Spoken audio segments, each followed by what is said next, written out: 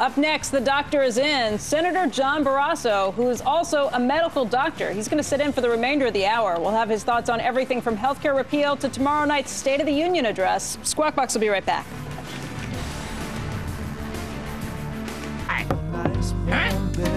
The president set to deliver his State of the Union address tomorrow, and joining us for the next hour to talk about what he hopes to hear from the president as well as the new congressional agenda, Senator John Barrasso. He is vice chairman of the Senate Republican Conference, also an MD, and he joins us for the rest of the hour. Good to see you, Senator. Welcome back. Great to see you. Last time it was us in your office, and this time you're sort of in our office. It's great to have you. Thanks for having me. You wrote a column this morning for CNBC's Net, our .com element, in which you say you're committed to repealing and replacing. Is this, the Journal this morning argues that this might actually, that Republicans might try to find it a vote in the Senate. Is that possible? We are absolutely going to do everything we can to get a vote in the Senate. And if the president and the senators who voted for this are so proud of this health care they call accomplishment, then they ought to want to vote for it in the Senate. They want to stand up and say that. But, you know, with the elections coming in 2012, I think you have a lot of Democrats in the Senate are now looking at the fact that it's been a year since the president signed this. It's less popular now. People that actually talk to nurses or doctors who take care of patients are even less in favor of it than they were before. It's really coming true to the American people that this is a health care law that's bad for patients and bad for the nurses and doctors who take care of them and the taxpayers. How do you get around Senator Reid's resistance to bringing this to the floor? Yeah. Well, we're going to see if he's changed his mind on other things, and we'll continue to work with him to get a vote on it. He'll get it as an amendment on something, get it as a straightforward vote. Continue to say, what are you afraid of, Senator Reid? Why are you afraid to bring this bill that you're supposedly so proud of to the floor to vote for it? Attach an online poker provision to the bill in the Senate. Hey, don't diss gambling, because the state of Nevada loves gambling. I'm not, but I'm just telling you, speak Harry's language, you get something done, right? No, you haven't considered that?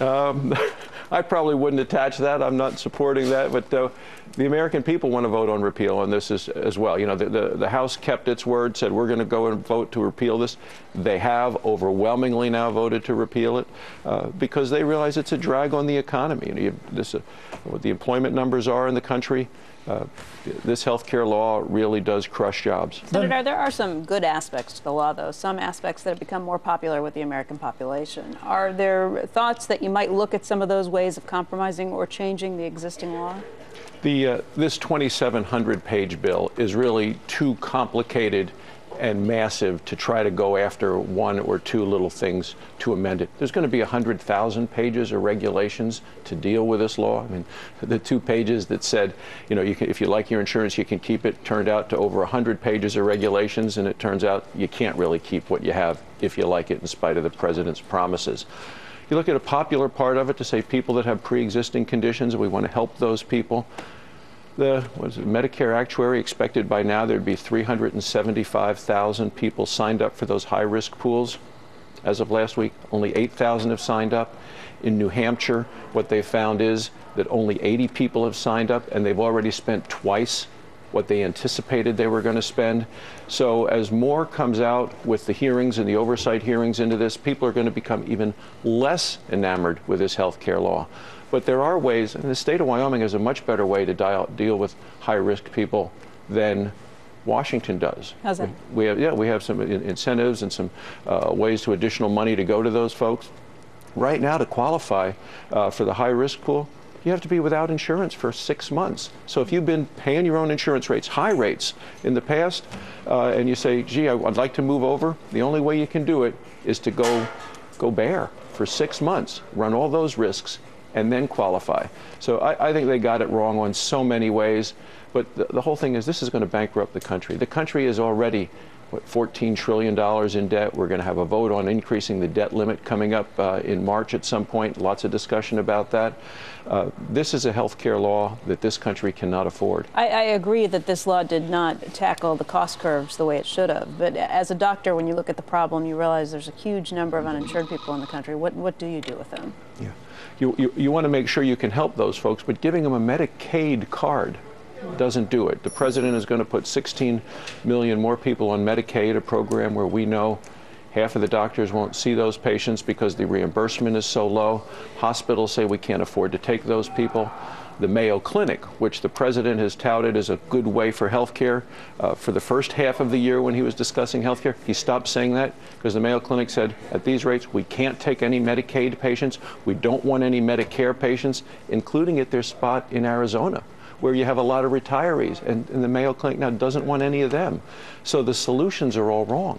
You want to help those people. It'd be a lot cheaper in Wyoming and in many states to actually subsidize people to buy private insurance than it is to actually run this whole Medicaid program. And governors are now saying, 33 signed a letter to the president saying, we can't afford these Medicaid mandates that you're forcing through us. It's meaning we're not going to have money for public safety and for teachers, for education for our kids. So you take a look at the system. What do you do about it? There are a number of things we can do to make it cheaper to insure people, but actually you have to drive down the cost of their care. And this health care law, Becky, completely ignored that. Then there's the expectations for what the president will say tomorrow, and some say he'll have some sort of message where it'll be, okay, I get how unpopular this is becoming, or is, let's find areas of the law that we can agree on and keep those, and then revamp the rest. Has that ship sailed already? The president will make his statements, and he'll give a great speech. He always does. He'll talk about the health care law. He'll talk about jobs, the economy, innovation, competitiveness. Very few specifics. We're not going to hear much. You got to say what's going to actually be in the president's budget. How is he going to do that? Last year they didn't even pass a budget, which is irresponsible on the part of Congress. So, the president will say, if you have any good ideas, let me know. Yep. I brought ideas to the White House summit. The president had his mind made up a year ago, really rejected anything that the Republicans brought. And I think we have very good ideas on ways to actually get the cost of coverage down, including more people, helping them. And, the Simpson-Bowles Debt Commission has a number of specific recommendations about health care and about getting the costs under control, because it's going to break the country. All right. Senator Barrasso is with us for the rest of the hour. We're going to talk a lot more about this. If you have any comments or questions about anything we've talked about here this morning, go ahead and email us at squawk@cnbc.com. Up next, sizing up the State of the Union, what it may or may not show about the president's willingness to work with Republicans. We're going to talk about that with Evercore Partners Chairman and former Deputy Treasury Secretary Roger Altman. Don't forget, you can watch the State of the Union on CNBC tomorrow night. And then Wednesday morning, catch a special presentation of Squawk Box live from Capitol Hill. Reaction from some of the biggest names in politics and business. Squawk Box will be right back.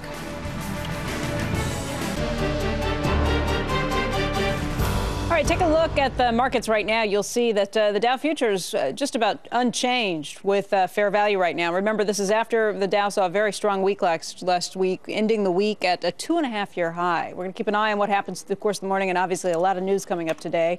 In our headlines today, a multi-billion-dollar deal in the paper and packaging industry this morning. Rock 10 has agreed to buy rival Smurfit Stone for $3.5 billion in cash and stock. That comes 7 months after Smurfit emerged from bankruptcy protection. Gasoline prices continue to rise. The Lundberg survey puts the average price for a gallon of gas at $3.11, which is up about 3 cents over the last 2 weeks. The highest priced gas is in San Francisco at $3.37 a gallon. Natalie Portman dominating the weekend box office. Her romantic comedy, No Strings Attached, was #1 at the North American box office this weekend. Guys, good job. You kept her numbers up. She's also featured in the movie that's ranked #6, Black Swan. No Strings is her too? That's her too. No Strings Attached sold about $20.3 million in tickets, and it only cost $25 million to make. I'm a big movie guy now. Been going. Saw 2 movies. Oh, you saw this one too? On Saturday. No. Saw Toy Story 3 again. Yes. At a kid's birthday party, but then I saw True Grit. You saw True Grit? Oh, did you like then you it? saw. I loved it. Me and my man Frank Rich. Yes, you agreed on True Grit, and then you saw No Strings Attached, and you said you liked that too. Missed that one. Okay, Missed. right. But I'm going to ask Frank out for. We're going to. We agree finally, and it was kind of interesting because he contrasts the world of True Grit versus the Facebook, the social Yes. network, where there's no loyalty to anyone. Yes. Nothing that you do ever has any consequences in terms of karma or morality, versus what happened back with True Grit. I mean, it's the I see you at a dinner with Frank Rich, Krugman, and Alan Abelson, having a great time. Yeah, that sounds great. But, I don't know. Maybe later. Yeah. All right, let's talk some more about Washington. As the White House puts the finishing touches on tomorrow night's State of the Union address, President Obama announced in a video message this weekend that job creation and American competitiveness are his #1 focuses. Joining us right now, Roger Altman, who is the former Deputy Treasury Secretary and founder and chairman of Evercore Partners. And Roger, you had some ideas that you put out in an op-ed in the FT talking about what the president should be focusing on. Now, what he said so far with this preview, is that enough, do you think? Good morning, Becky. My point was that we have to do two things at once. The agenda you referred to, growth and competitiveness, is a good one if done right. Certainly business will embrace that, and that makes sense, especially given the fragile nature of this recovery so far. But at the same time, we're facing a truly unsustainable budget and debt path, which we're not going to be allowed to continue to travel on a heck of a lot longer before the global financial markets reject it. Now, that could be 2 years, 4 years, 6 years. I'm not smart enough to know. But if we don't fix it, then it will be fixed for us. And if it is fixed for us, and that's happened before to the United States in 1979, that will be ugly and punitive, larger than necessary spending cuts and tax increases, very indiscriminate and across the board, and virtually overnight. And we want to avoid that. And the point is to send a signal now that we're serious about this rather than just kicking it down the road. How can the president signal that beyond just saying this is something, giving us a little bit of insight that we know we're going to be looking at cost cuts and higher taxes? Well, there are a lot of different ways to signal seriousness. One would be to talk about a timetable.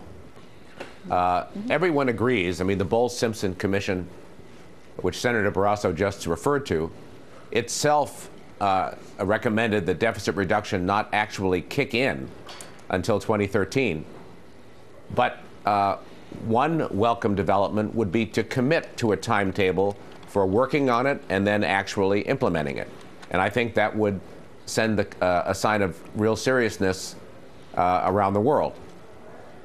Roger, there's over the weekend, it was at the Times and I think the Wall Street Journal, in highlighting what the president would likely talk about, the lead was more investment. They called it, that's sort of a code word for more spending, but more investment and all these worthy things, infrastructure, education, science, all those things. And they were making the point that the president, while he's going to talk about deficit reduction, he's going to also talk about it with all this additional investment as well. Like, no, we're not going to go cold turkey. And I see Christine Romer, others saying, let's be careful here. This is a fragile economy. You don't want to just, turn the spigot off completely.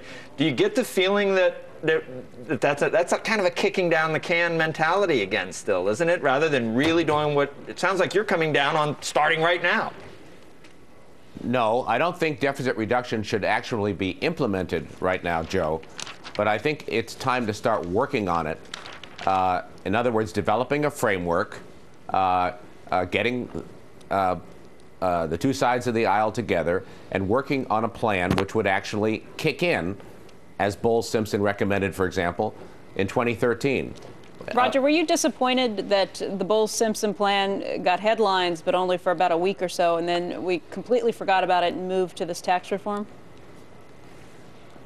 I am disappointed if that turns out to be the long-run fate of the Bowles-Simpson Commission, Becky. But I think it's too soon to judge that. They actually provided a valuable, extremely valuable blueprint, and my sense is that will be taken up later. The question we tried to raise in this piece over the weekend is, let's not make it too much later, because if we do, then just like happened in the United States in 1979, of course it's been happening to Europe and so forth, this will be imposed on us. Roger, John Barrasso, Also from Wyoming, I know you like to spend a lot of time out there. You know, I thought what Senator Simpson and Erskine Bowles did was actually very courageous, but the president really hasn't said what he thinks about this. And you mentioned that in your editorial in the Financial Times today.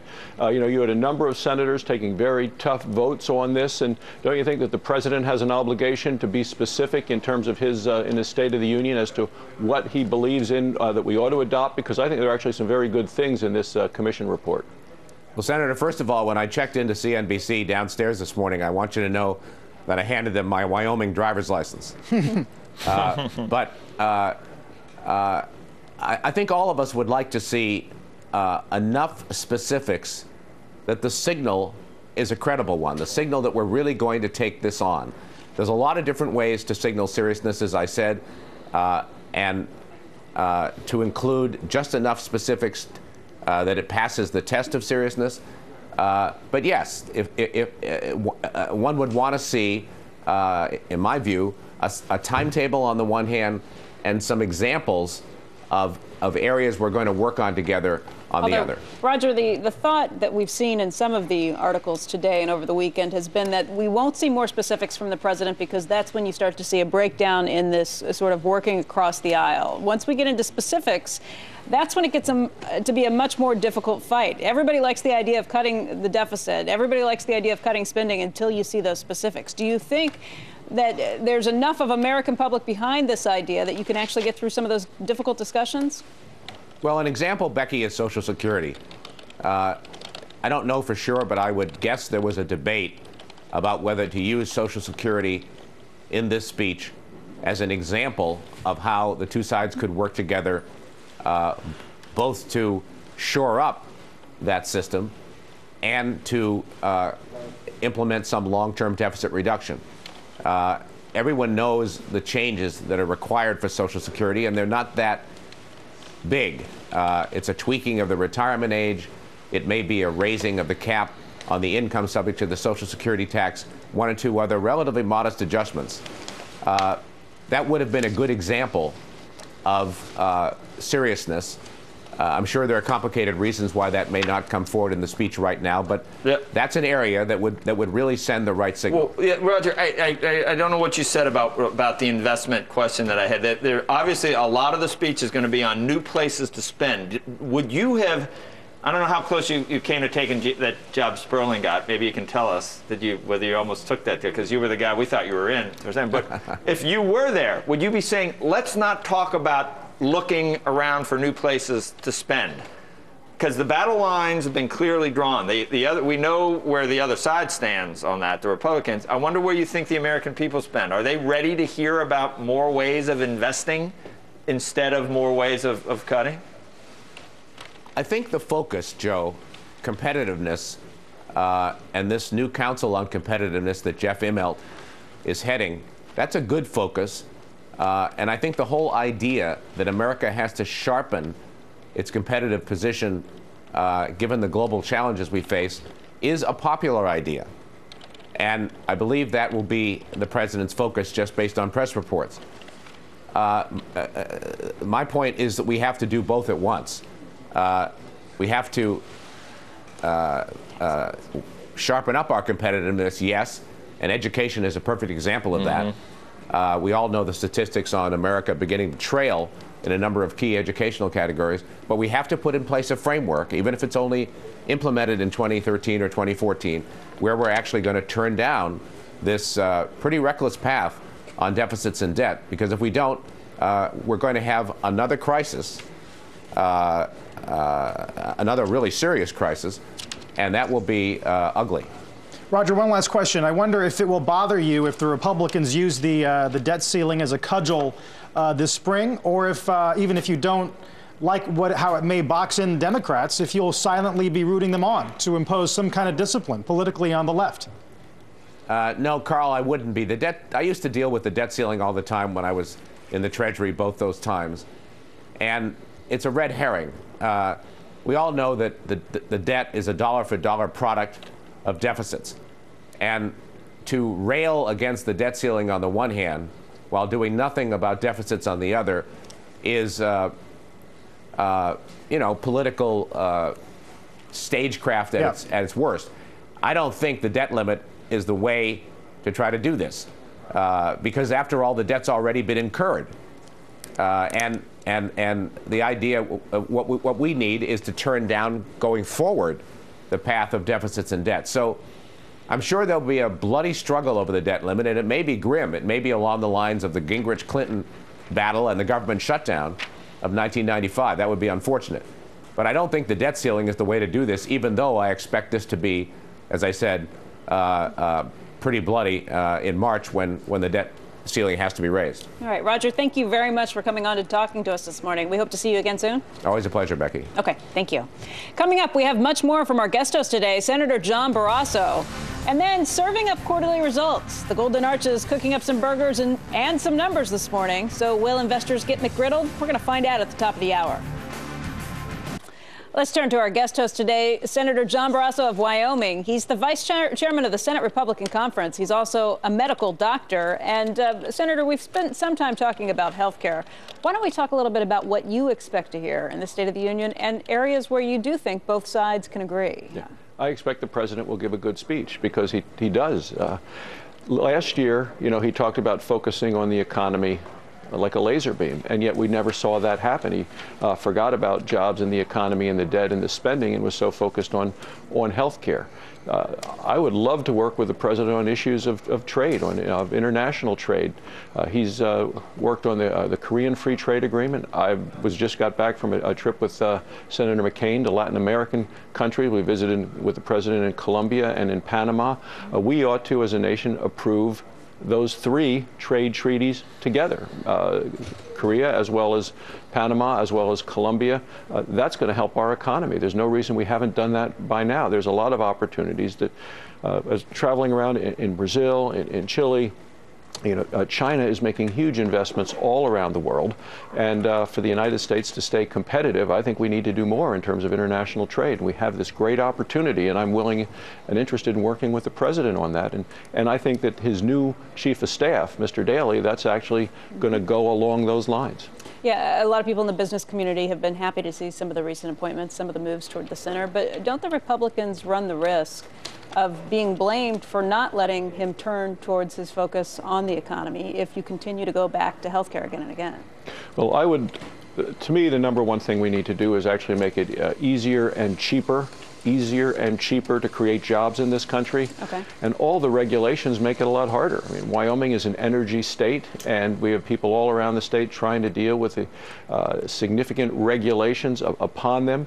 The president had an editorial last week in the Wall Street Journal, said he wants to really get rid of the regulations. I have an editorial in Investors Business Daily today that says, I want to see if that's really true. But Joe, earlier you were talking about the Environmental Protection Agency saying they're the model agency for the country. Right, they don't have anything to change. I have sweeping legislation that I'm going to introduce when we get back that actually deals with saying these agencies cannot use regulations on climate change, whether it's the Environmental Protection Agency, whether it's the NEPA, the National Economic, the Environmental Policy Act, whether it's Clean Air, the Endangered Species Act. These folks continue to use regulations over the will of the American people, and these things all I think are a drag on the economy. Regulations continue that way.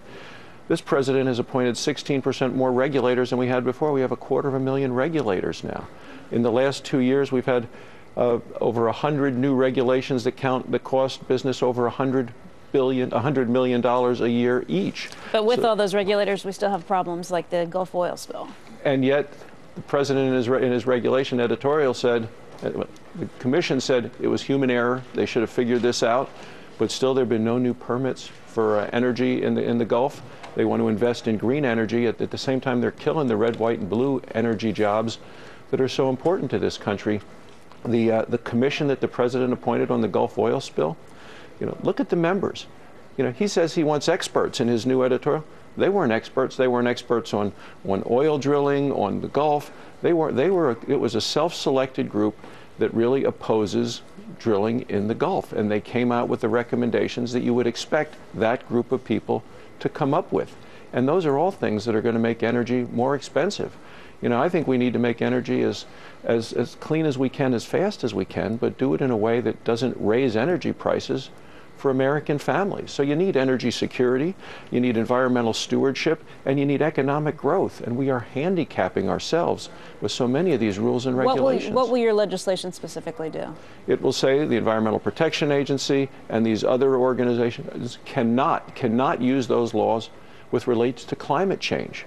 So across the board, you know, Senator Rockefeller has a 2-year moratorium. I think one of the other senators wants to cut it to a year. I want to say overall, forget about it. Let Congress rule. If Congress makes a law and the president signs it, and it has to do with cap and trade, you know, then that's fine. But for the agencies to continue to come in and do this backdoor cap and trade, which to me is cap and tax, it raises energy costs and really does nothing in terms of the whole global environment, you know, I think is very harmful to our economy. So how will you know if the president's serious about this op-ed? I mean, what would be proof to you that, okay, this is more than just that was just more than a PR stunt? Yeah. Look at this 1099 form that the businesses have to deal with the health care law.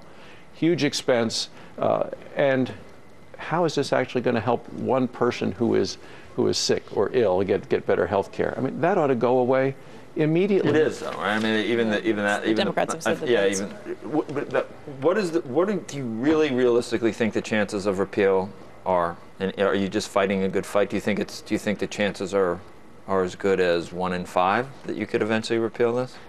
This health care law is going to have to be overturned one way or another. So you think you have the fight in the courts? Could be the Supreme Court. You have the courts, and they're going to rule.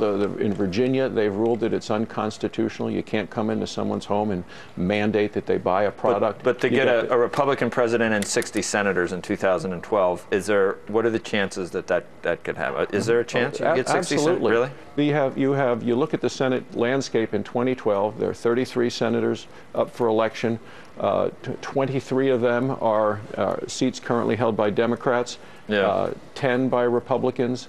So there is absolutely a possibility of significant pickups. Although the American public is fickle the way it went 08, Obama, 2010, 63 seats, 2012, who knows? Well, the last 3 have been swings, big swings. Yeah. Well, it depends on the economy, which is why I think we need to focus specifically on jobs and finding ways to make it cheaper and easier. Well, you don't want to get the jobs. economy too well, or you won't win any seats. It's in the best interest of the country to have a strong economy, and I'm going to work for that every day. Absolutely. And some of the things I have to work for are actually stopping bad things from happening that I think are bad for the economy. Right.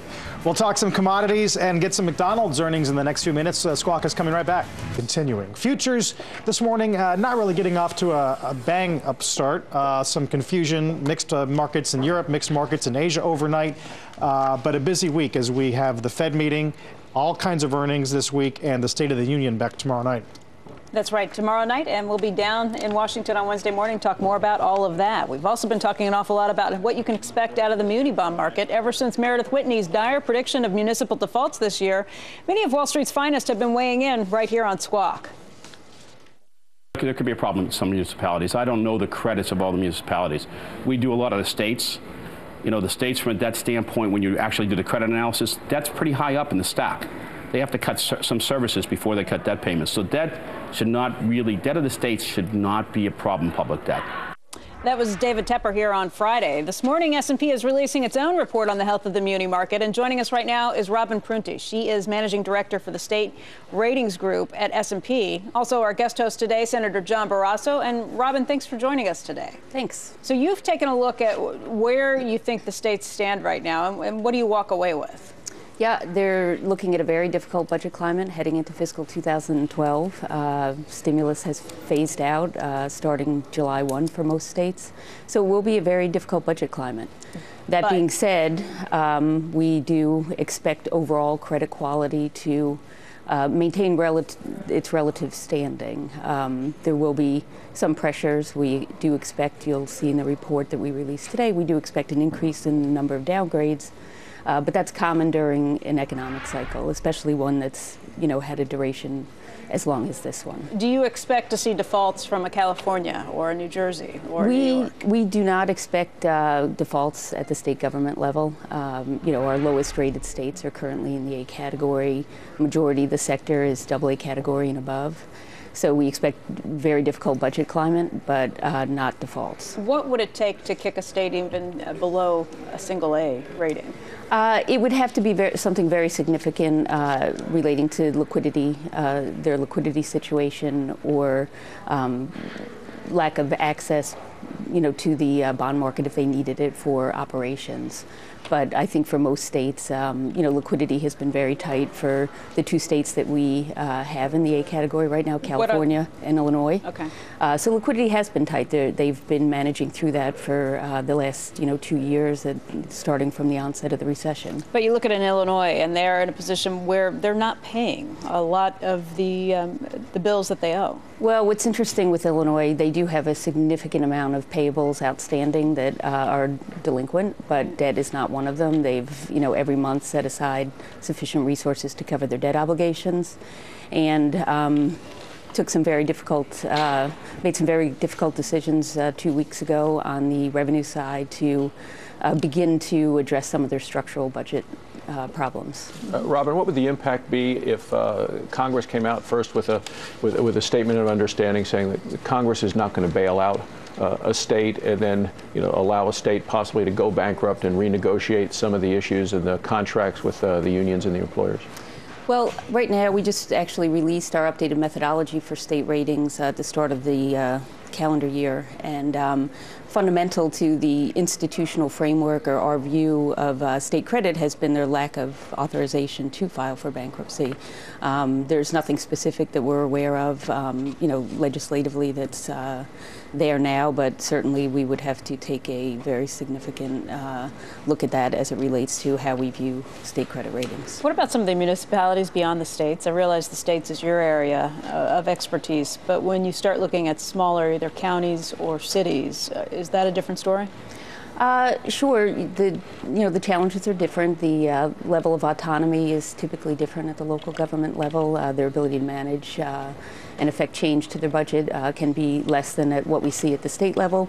But I think overall, most local governments have been managing up to this point, and we do expect that the difficult budget climate that the states are experiencing will trickle down to the local government level, as it has really for the last year or two, making some difficult choices there. But when you look at a state like Illinois, though, where you talk about the moves that they've made to try and bring in more revenue by raising taxes, they didn't address spending issues, and there are some business leaders who are very concerned that businesses will leave that state and head to other states, in which case the revenue raising won't occur.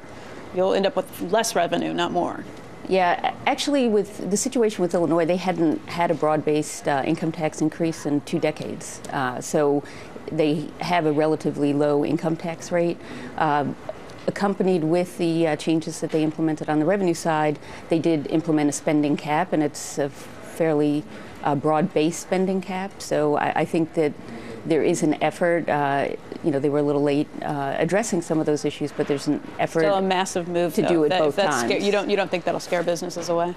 Well, actually, spending restraint will help them potentially manage both sides, the revenue side and the spending side, because the revenue infusion isn't going to be enough. I mean, their budget gap was significant enough where they really need to look at both sides of the equation. Okay. Robin, we want to thank you for coming in today. You're welcome. Appreciate it.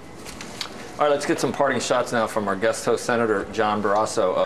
McDonald's stepping up to the counter. We're gonna do it with style tonight. The king of fast food, ready to serve up results. We'll find out if consumers are still searching for value. Hello. An unwanted guest for dinner, inflation from farm to fork. Food prices are rising. We'll tell you how much more Americans could be paying this year. It's frickin' freezing in here, Mr. Bigglesworth. The deep freeze on Wall Street, but will it be enough to put a chill into the bowls? We try to spark up some heat with some new opportunities. Squawk Box begins right now.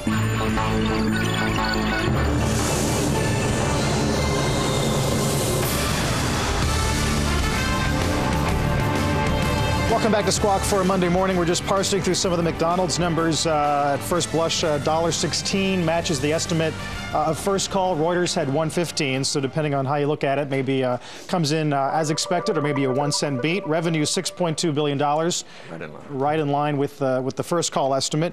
And then some of the comps, they're looking for January comps up 4 to 5. Street Account has an estimate of 4.2, so somewhere in that range. So the quarter it was 5, yep. Right? And in U.S. it was 4.4. 4.4, and then spending $2.5 billion in capital in 2011. Part of that, about half of it, to open 1,100 new restaurants.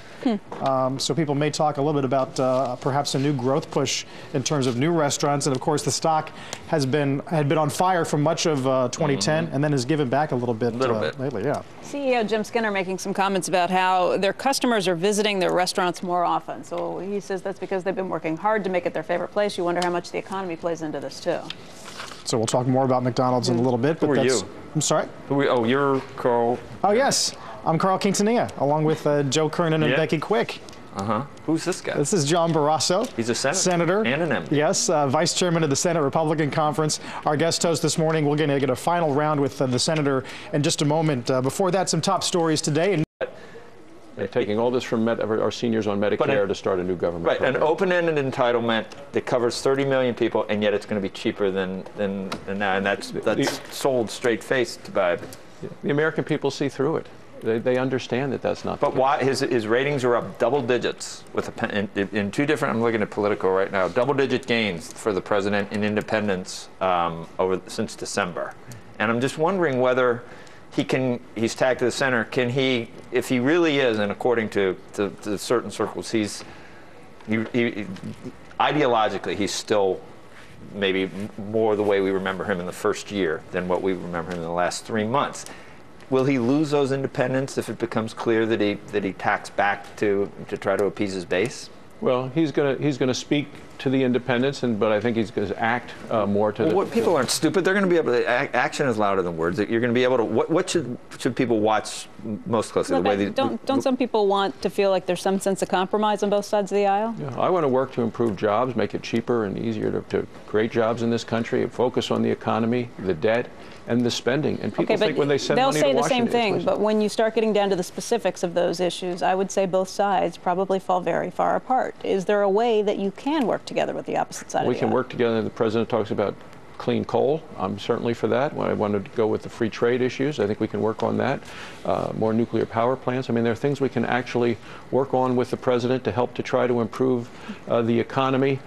We'll see what kind of regulations come out of his agencies. He has a lot to do to reverse the bad decisions which I think hurt the country over the last 2 years in terms of our jobs and our economy and our debt and our spending. So we need to get the spending under control and make it cheaper and easier to form jobs. And I think the health care law actually makes it harder to create jobs because the incentives are wrong. The incentives are those to say, dump insurance and hire fewer workers. So there's so many of the, whether it's taxes, whether it's the regulations across the board, I think it's just been much, much harder under this administration to hire people, specifically with small businesses, and that's the engine that drives this economy. 70% of new jobs in this country come from small businesses. Hard to argue that if the act were repealed today, the number of uninsured in this country would be higher, correct?